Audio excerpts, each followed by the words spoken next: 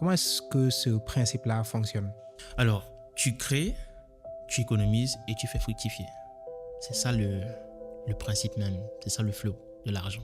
On a des connaissances, du temps et de l'argent. Donc, pour avoir l'un des deux, pour avoir un, tu utilises les deux. Tu as la connaissance, tu utilises le temps et l'argent. Tu as la connaissance, tu veux de l'argent, tu utilises le temps. C'est-à-dire que tu vas travailler et autres. Tu veux du temps, tu mets de l'argent à ton service pour que ça te génère du temps pour aller faire autre chose. Et c'était ainsi que j'ai commencé à comprendre que ce que je gagnais, il fallait que je mette une partie de côté pour ma sécurité. L'autre partie, il fallait que je l'investisse totalement pour avoir du temps aujourd'hui, d'être là à te parler tranquillement. Donc, première étape, c'est de gagner de l'argent. Ouais. Et pour gagner de l'argent, il faut travailler. Oui, bien sûr. Qui va t'amener sur le marché du travail. Donc, pour gagner de l'argent, donc je vais utiliser tes mots, il te faut de la connaissance. Ouais. Et quand tu dis connaissance, c'est quel genre de connaissance? Des compétences que tu peux monétiser. Tu sais faire une table, c'est une compétence. Tu l'utilises, tu fais des tables, tu vends, tu gagnes de l'argent. Du moment où tu peux avoir un asset qui te permet de... C'est quoi asset? Alors, ce sont des compétences en fait. Soit tu peux les avoir via ton quotidien, soit tu peux les avoir parce que tu es parti à l'école, soit tu peux les avoir parce que bon voilà, tu t'es formé à X ou à Y. C'est de ça que je te parle. Parce que le travail que tu fais aujourd'hui, parce que bon voilà, tu as étudié ici, on t'a pris dans une compagnie, voilà. Mais en gros, c'est ça qui te permet de gagner de l'argent. Et une fois que tu gagnes de l'argent, tu économises une partie.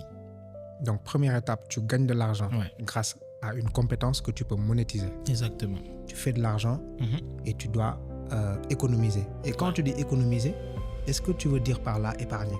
Oui, bien sûr, épargner. Maintenant, il faut épargner pour des raisons justes et précises. Parce que beaucoup de personnes aujourd'hui épargnent juste pour épargner, pour mettre l'argent de côté. Mais tu dois savoir pourquoi tu épargnes. Est-ce que c'est ton épargne de sécurité? Est-ce que c'est ton épargne de projet ou ton épargne d'investissement? Là, il y a des types d'épargne. Il y a des types d'épargne. Nous, dans notre entendement commun, quand on parle d'épargne, c'est quoi? Je mets de côté pour après la retraite, pour que ce soit une somme que je peux utiliser, dépenser quand j'aurai plus de revenus réguliers. Ça, c'est à tort. Parce que l'argent que tu vas mettre jusqu'à ta retraite, l'inflation va gratter ça chaque année. Donc, tu as l'impression d'avoir 100 millions. C'est quoi l'inflation? L'inflation, c'est la hausse généralisée des prix. C'est-à-dire qu'une personne aujourd'hui, par exemple, l'année passée, elle a acheté sa bouteille d'huile à 5 000 francs. Cette année, elle achète sa bouteille d'huile à 5 200. L'huile a augmenté. C'est ça l'inflation. Donc, tu veux dire que là, c'est comme si l'argent avait perdu de sa valeur. Totalement. C'est-à-dire les 5 000 ne peuvent plus acheter le même produit. Exactement. Donc, toi qui épargnes de cette façon jusqu'à ta retraite, en gros, tu es en train de perdre de l'argent progressivement. Mais sauf que tu ne le sais pas. Par contre, quand tu mets ton argent dans les 3 types d'épargne, quand tu disciplines ton argent, ton épargne de sécurité. Alors, l'épargne de sécurité, c'est quoi? Tu mets l'argent de côté pour les coups durs. Demain, tu peux perdre ton travail, tu peux être malade, tu peux, voilà. Il faut que tu vives pendant ce temps où tu n'arrives pas à gagner de l'argent. Tu peux mettre 3 à 6 mois de côté, voilà, tranquillement, en fonction de tes dépenses quotidiennes. Tu peux mettre de côté. Une fois que ça, c'est fait, c'est-à-dire que tu as mis tes 6 mois de côté, il y a ton épargne de projet.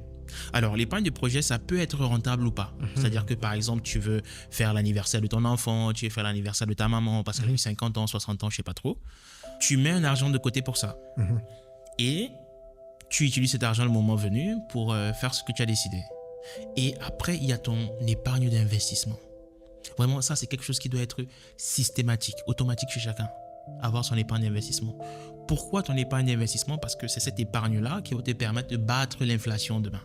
Donc, il y a un combat contre l'épargne qu'on vit chaque jour. Tous les jours. Mais on le voit au quotidien. Contre l'inflation, je veux dire. Beaucoup de personnes se plaignent que les choses deviennent chères. C'est pas que les choses deviennent chères, c'est que ton argent ne peut plus acheter ça. Tout simplement. Pourtant, tu gagnes toujours la même chose ou alors un peu plus, mais tu te plains que les choses sont chères. Juste parce que tu n'as pas injecté ton argent dans l'économie réelle pour battre l'inflation. C'est ça, l'investissement. Et j'ai l'impression qu'il y a beaucoup de personnes qui pensent que les gouvernements peuvent mettre en place des politiques qui peuvent permettre de baisser les prix. Est-ce que tu crois en ça? Est-ce que tu penses que c'est possible qu'on puisse avoir des prix que nos parents avaient? Parce qu'à chaque fois, chaque génération dit à la génération suivante, Nous, à notre époque, c'était beaucoup plus, les choses étaient moins chères, etc. Et on a l'impression que, qu'il y a possibilité de revenir à ces genres de prix-là. Est-ce que, selon toi, c'est possible? Non, je ne pense pas. Je vais t'expliquer pourquoi. Nos parents n'ont pas connu la Covid, par exemple. Nos parents n'ont pas connu les guerres qu'il y a actuellement. Donc, ça veut dire que pour produire, par exemple, les pâtes ou le riz, avant, ça ne coûtait pas grand-chose. Aujourd'hui, avec la conjecture qui est la nôtre aujourd'hui, ça coûte un peu plus cher. Alors, l'État se bat quand même pour subventionner ce qu'il peut. Maintenant, à nous aussi, la population, de faire notre quote-part.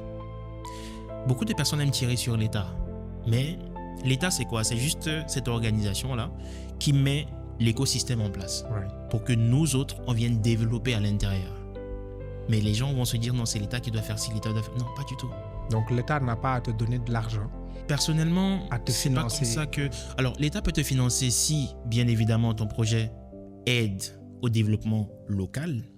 Et encore, il faut savoir quelles sont les conditions. Mais aujourd'hui, l'État met juste en place l'écosystème pour que nous autres, on vienne développer à l'intérieur. Et aujourd'hui, il y a beaucoup de moyens qui sont à notre disposition pour pouvoir faire fructifier notre argent tranquillement. Juste que, bon, les gens se sont arrêtés à... L'État doit faire, l'État doit faire. C'est tout. Et ça t'a pris combien de temps pour que ta situation change après que tu aies tout perdu? 1 an, hein, pratiquement. J'ai fait 1 an dans le rouge. C'est-à-dire que j'étais vraiment plus bas que terre. Pour quelqu'un qui donnait 100 000, 200 000 sans regarder, je me suis retrouvé à prêter 10 000 francs chez un X, 10 000 francs chez mes parents, voilà. Qu'est-ce que tu as changé comme disposition? Qu'est-ce que tu as mis en place pour que ta situation puisse changer après juste 1 an? J'ai investi sur moi. Le meilleur investissement que quelqu'un puisse faire, c'est sur lui d'abord. Je me suis formé, j'ai appris, j'ai lu et j'ai mis en place des dispositifs qui me permettent d'être là aujourd'hui. Tout simplement.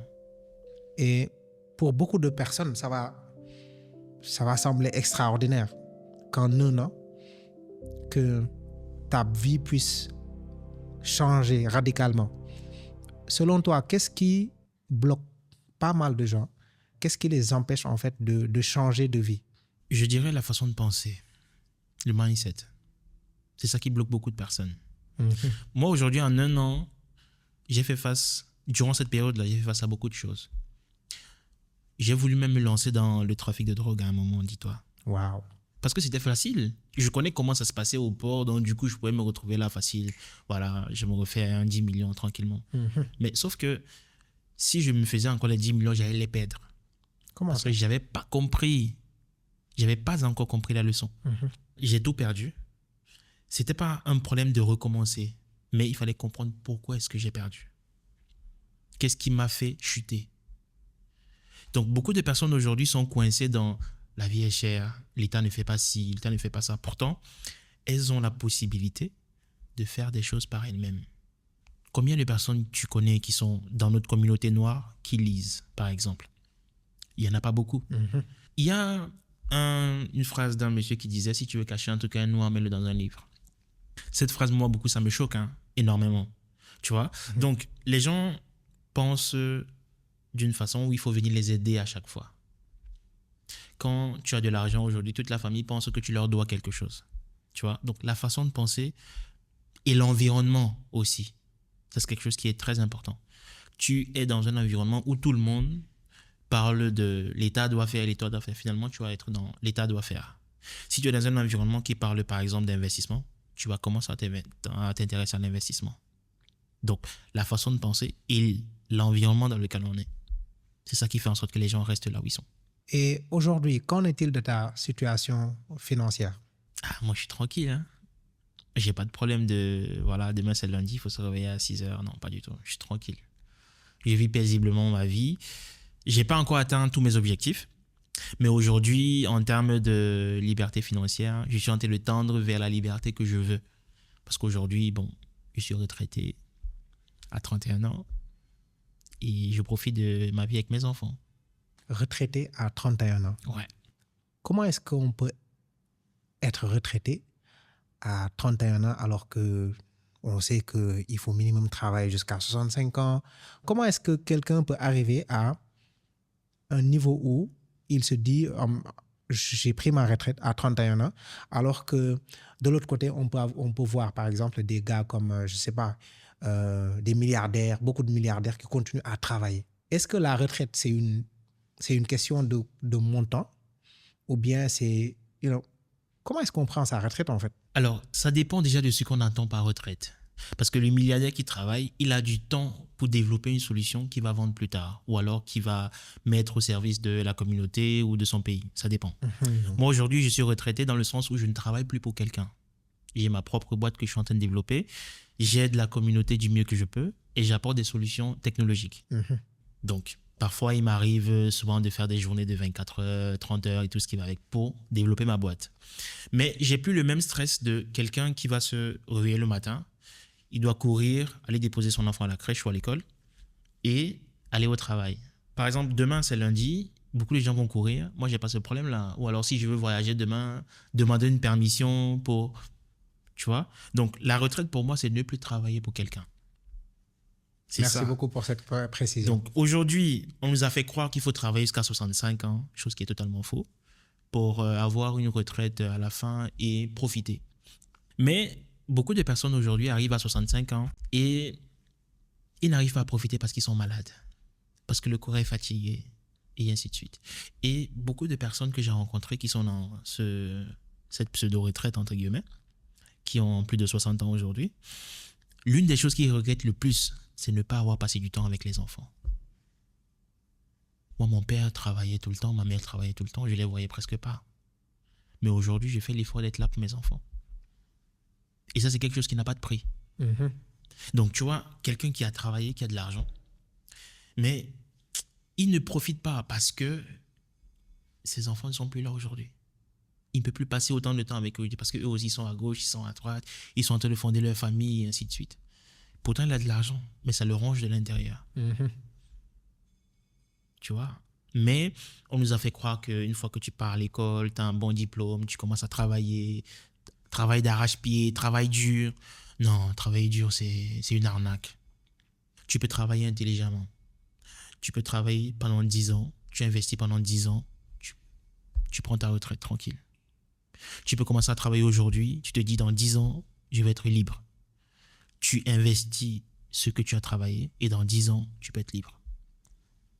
Et ça, c'est quelque chose que nous, les Africains, bon, pas que nous, hein, même les Européens, je vois tous les jours, ils n'ont pas compris. Et voilà. Comment est-ce que tu t'es senti quand tu as compris que tu étais devenu libre financièrement? Comment est-ce que tu t'es senti? Qu'est-ce qui a changé en toi? Tu te sens isolé.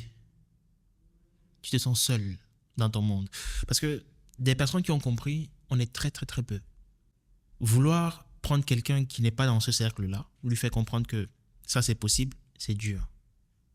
Donc, tu es obligé de te retrouver avec des gens qui pensent comme toi et tu ne peux pas profiter des autres.